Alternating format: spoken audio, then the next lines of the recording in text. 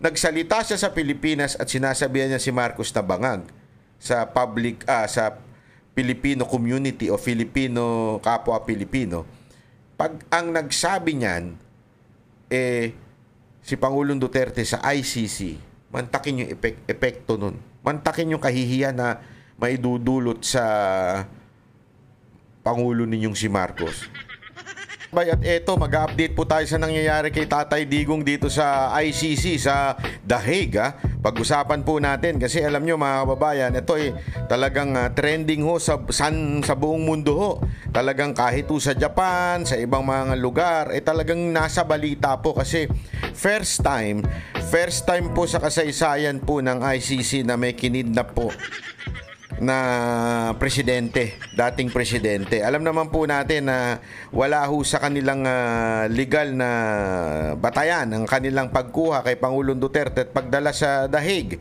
Bakit to kanyo? Kasi nga ho, nakasulat po dun sa kanilang Article 59 na dapat po ay dinadala muna sa korte, binibigyan muna ng due process at higit sa lahat talagang dapat to magkaroon muna ng pag-aayos o pag-uusig dito sa ating korte sa Pilipinas. Pero wala ho, dinukot na po siya ng mga animal. Alam mo na yung mga demonyo, di ba? Alam mo yung mga demonyo dyan, yung mga mukhang ulikba, dinukot na po siya.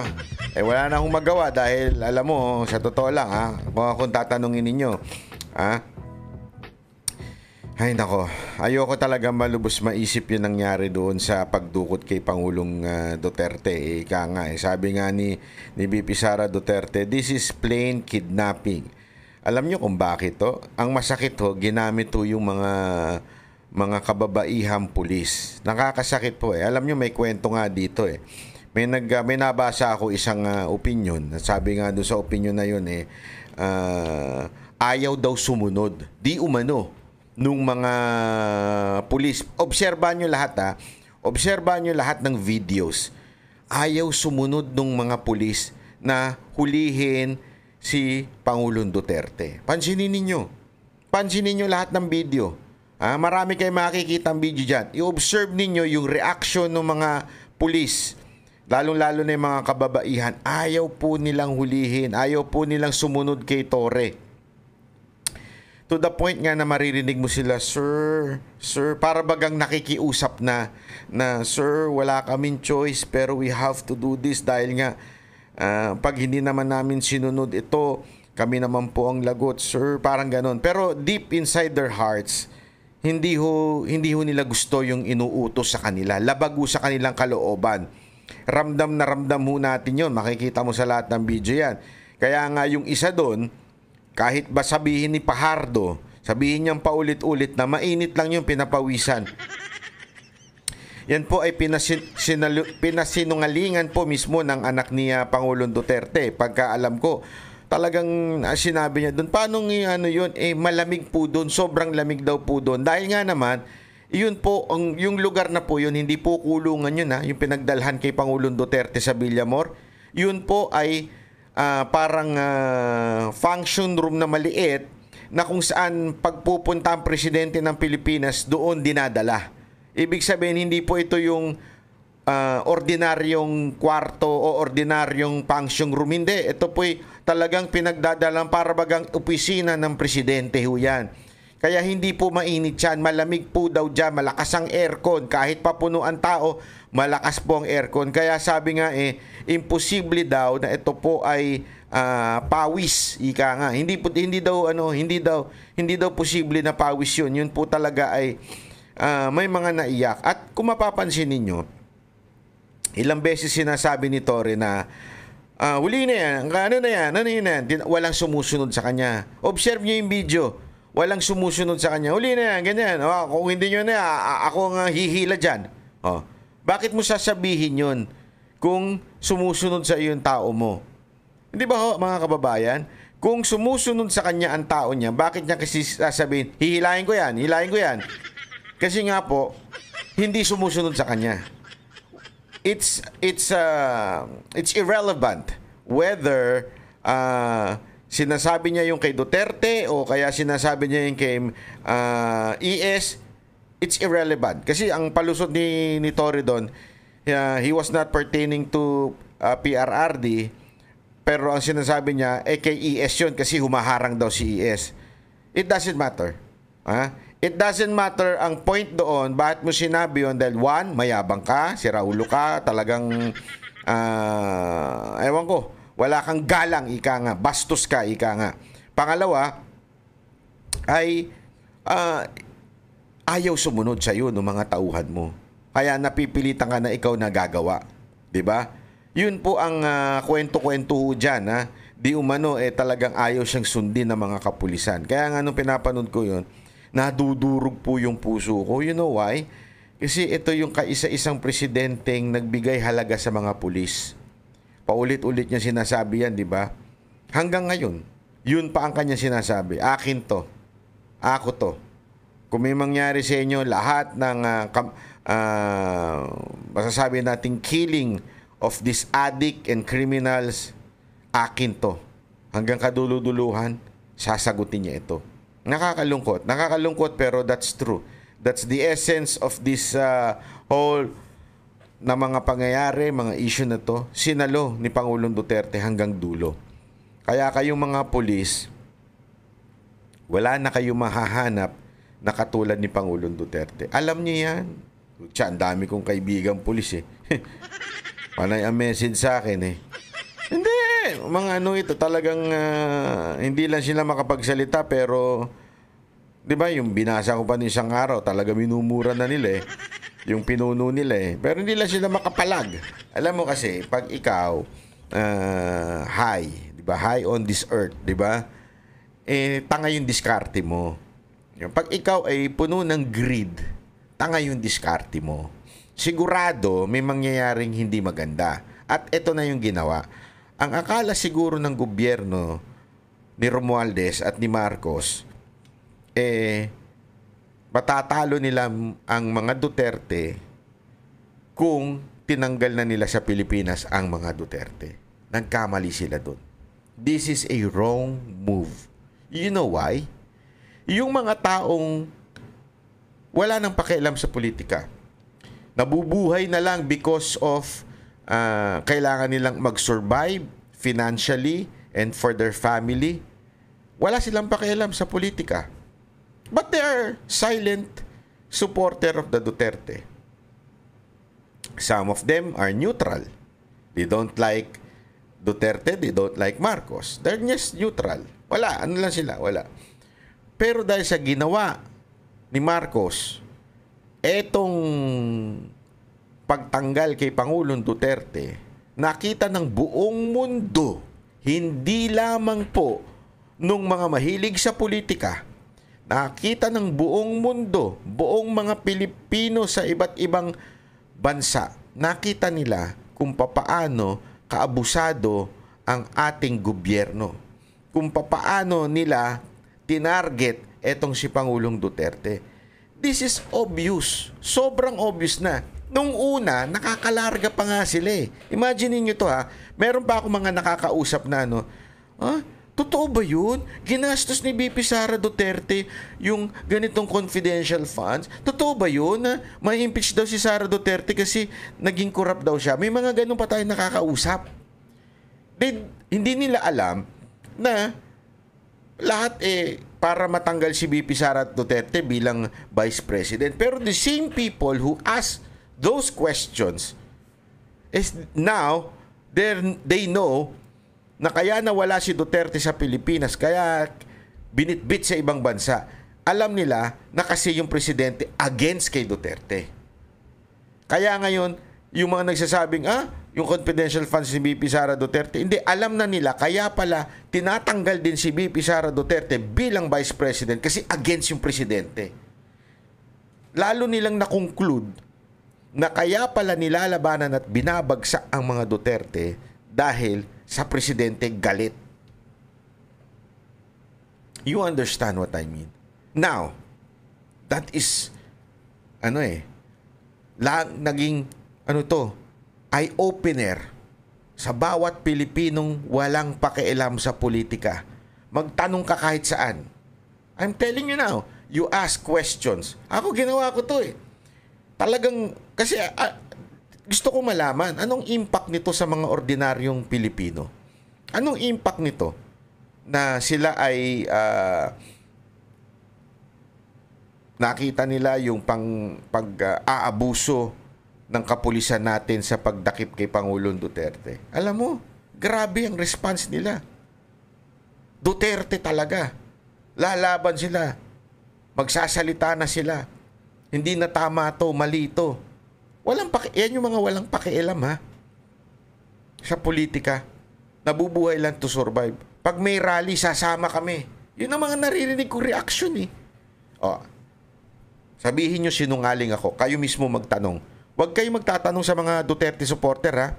Ang tanongin nyo, yung mga walang pakialam sa politika. Tanongin nyo sila. Sabi ko sa inyo, siguro sa 10 tatanungin nyo, 8 dyan na magsasabing nakakaawa si Pangulong Duterte, bakit naman nila ginanon? Sigurado yan. Baka nga 90% pa eh. Ganun mo talaga ang reaksyon. Talagang kawawa. Talagang, alam mo yun, alam mo yung iba, talagang every time na papanood nila, naiiyak sila eh. Lalo na yung kay Kitty. Diba? Ngayon, sinisiraan nila si Kitty na sabog daw. Hindi totoo. Sinisiraan nila si Kitty na nagda-drugs daw. Dahil sa anong sabi ko nga, tinanong ako kasi ng mga kakilala ko eh. Sabi, totoo ba yun, sir? Ganyan. Sabi ko, anong mga ebidensya nila? Yung picture, anak ng tutsang kalabaw. Sabog daw si Kitty dahil may mga picture si Kitty na gano'n na parang hindi nakaayos. Naturalmente, anong 24 oras na nakaayos yan?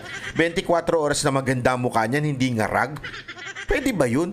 At kung sa mukha magiging basihan ng pagiging drug addict, ay naku po, patay tayo dyan. Kinonfirm ninyo yung hinala ng taong bayan sa ating presidente. Kayo na nag-confirm. Di ba? Kasi kung mukha lang ang magiging basihan ninyo ng addict, ako hindi ko nga inaano yan eh. Never ko nga inaano yung hindi, alam mo yun, hindi ko sinasabihan ng diretso yun kasi it's still to be proven, di ba? Parang sa akin eh, ayoko naman na magsalita ng gano'n na hindi ko naman kayang anuhan ng ebidensya. Pero kung sasabihin ninyo dahil sa muka, kayo na nag-confirm, hindi ako. Kasi yun ang ano nila, yun ang bali nila kay Kitty. Yung itsura daw ni Kitty, may mga pictures na lumalabas na mukha daw siyang bangag. Meron pa nga lumalabas picture na gawa siya. Uy, ano ngayon? Hindi ito walang biro ito. Ayaw nyo nang gawa. Huwag na kayo manood ng telebisyon. Ilan na lang ang artistang hindi gawa. Gustong-gusto nyo yung mga K-drama, putya. Baka 90% niya, puro gawa eh. Tapos lalaitin nyo ngayon. Baka nga pati jowa nyo, gawa eh. Diba? You understand what I mean? Talagang ano sila. Sobrang destroyed to mga Duterte. Masyado nilang idiniin na yung puso ng tao nakuha tuloy ng mga Duterte. Lalo ngayon sa ginawa nila. Pangalawa, dahil sa ginawa nyong yan, kung dati ang nakikinig lang Pilipino, ngayon, pag nagsalita si Pangulong Duterte, patay kayo. Buong mundo ang makikinig. Paano kung hindi, ito imagine nyo to. Siyempre, tandaan ninyo, ang Pangulong Duterte, tahimik yan. Pero pag bumuka bibig niyan, naku, delicates kayo dyan. Paano kung sabihin niya biglang, the reason why I've been persecuted by my government, especially the president, because he is a drug user. Lagi niya sinasabi yan, di ba? Paano ko sabihin niya ngayon yan dyan sa ICC?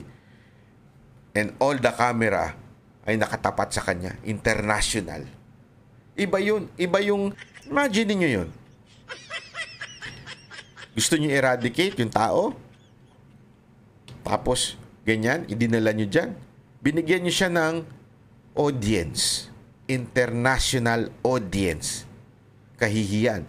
Kasi tandaan ninyo, huwag niyong kakalimutan to. ICC, human rights to. Yan ang kanilang quote-unquote pinaglalaban. Huwag niyong kalimutan, even if, kasi may mga chismis na lumalabas dyan, nakaibigan daw yung judge. Even if kaibigan ng judge daw. Di umano ha, hindi ko sinasabing confirm yan. Kasi may lumalabas na picture. Diba? Nakasama si FL. Diba? Kahit nasabihin natin whether kaibigan o hindi kaibigan, the main point, marami ho sila dyan, na judge. This organization was created for human rights. Sino ho ba ang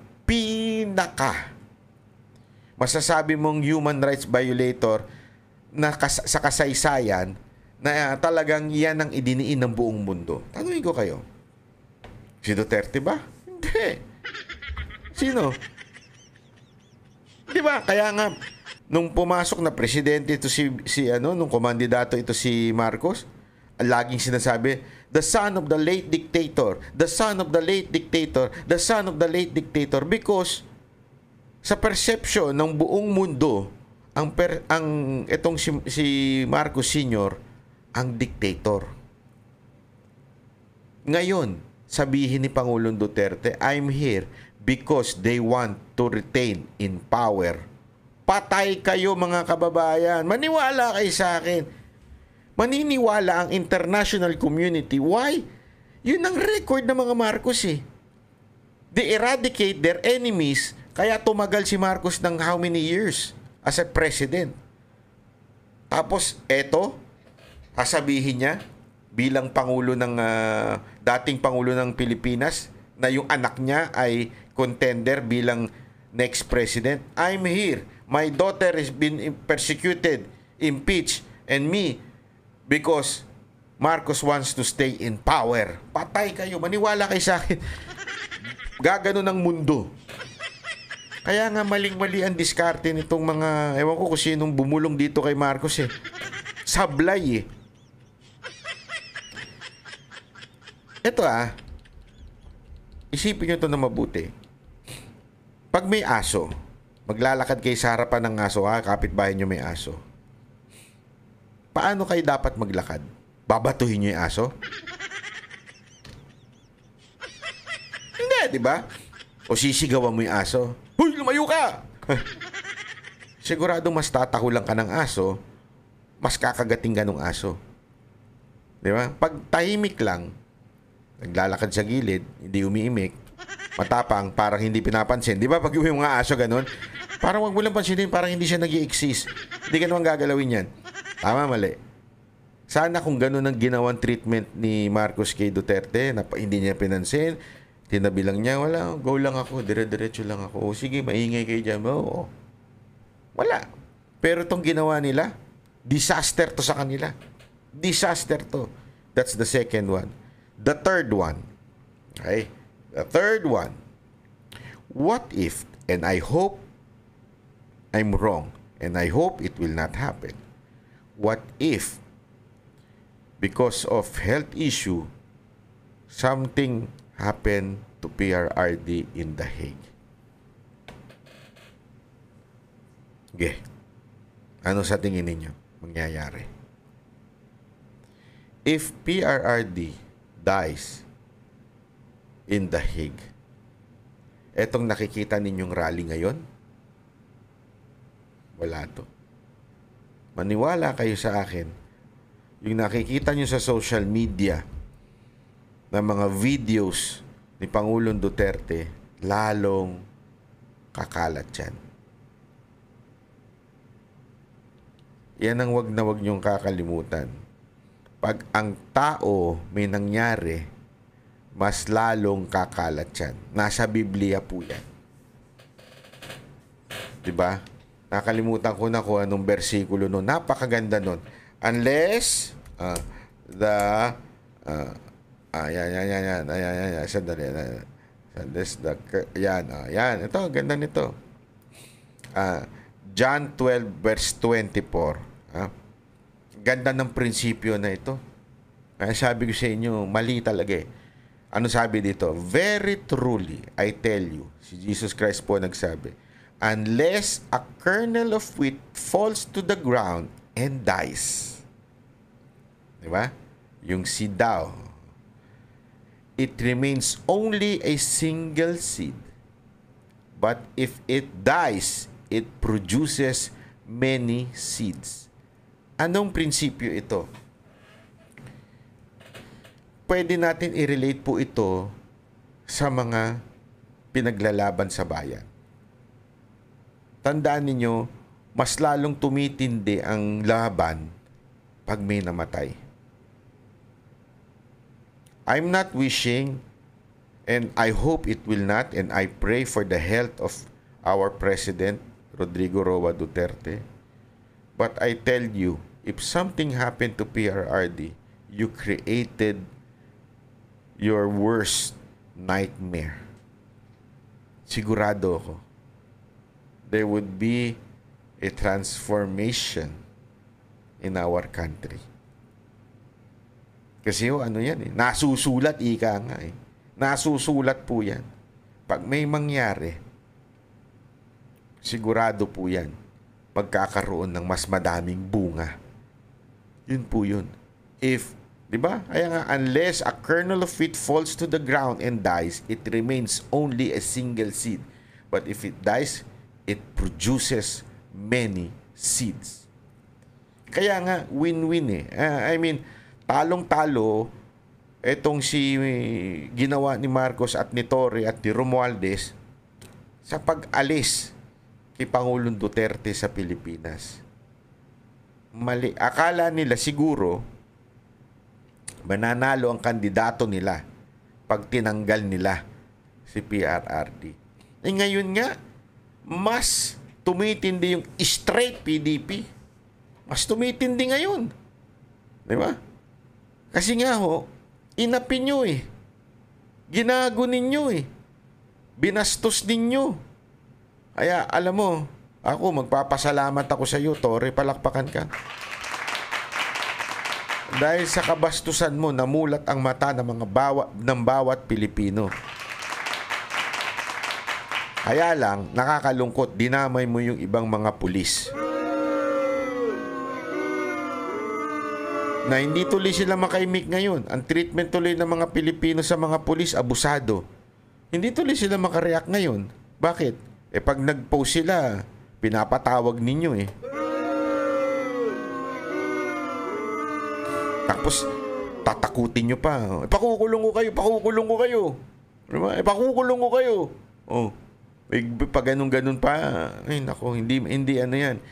Akala ninyo, the more na sinasakal ninyo ang ibon, ika nga, mas lalong papalagyan. Huwag niyong takutin. Tinatakot ninyo eh. Akala ninyo na matatakot nila eh. Di ba? Tinubukan nilang takutin ng vloggers. Ano nangyari? Nga kayo. Dinimanda pa kayo sa Supreme Court. Oh. Akala nyo ba madali yon? Yung madimanda ka sa Supreme Court? Ako pa, maniwala kayo sa akin. Hindi biro yan. Kasi we're talking about freedom of the press dito. Na? And alam mo yun, bilang Pilipino, karapatan ng bawat isa yan. Tapos yan ang sasakalin mo. Nako, delegates ka dyan. Oh. So kaya nga mga kababayan, ito sinasabi natin, sablay ho ang gobyernong ito. Ang bili ni Pangulong Duterte, umuwi si VP Sara Duterte dahil ang sabi niya, may hangganan ang lahat. Correct. Alam mo, palakpakan natin si Pangulong Duterte. Isa pa, bago tayo magtapos, ito lang masasabi ko mga kababayan. Alam nyo, nakita ko yung puso ni Pangulong Duterte.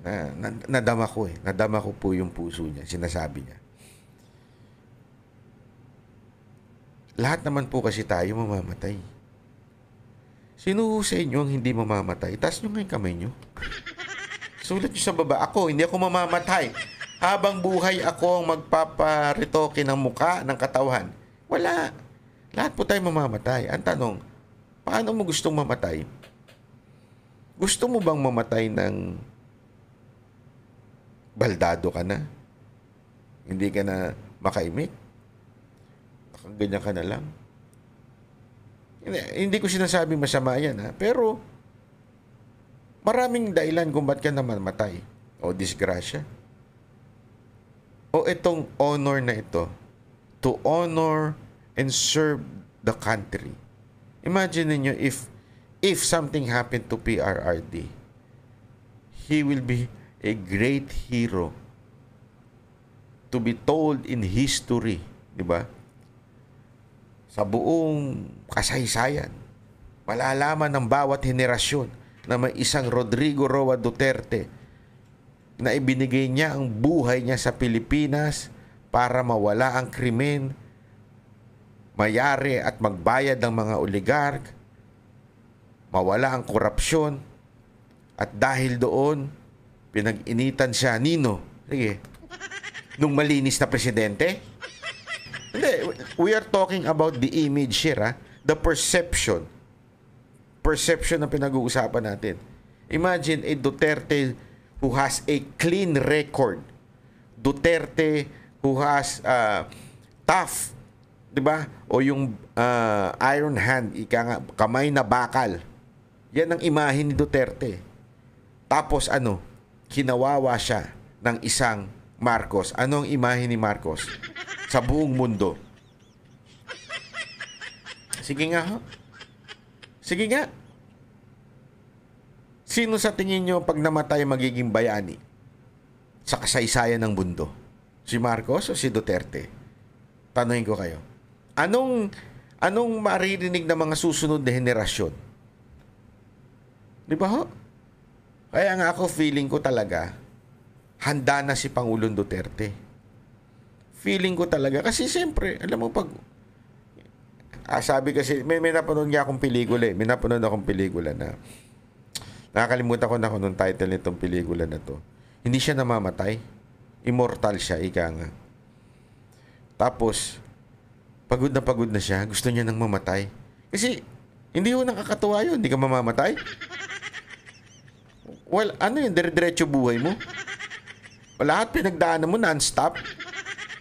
Kasi totoo naman, masarap mabuhay. Wala namang problema sa mabuhay.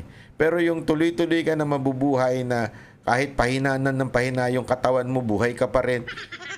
Meron na sa loob-loob mo na, ano mo yun? I want to rest. Pero, this is an opportunity to rest in honor. Imagine nyo. If, alam mo yun?